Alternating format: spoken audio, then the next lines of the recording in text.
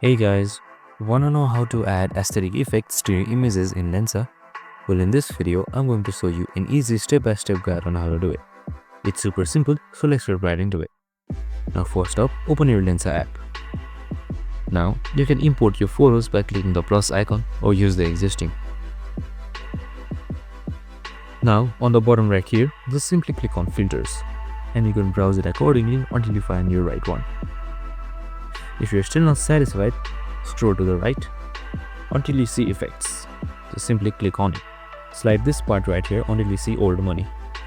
And you can just choose whatever you like. This brings out an aesthetic vibe.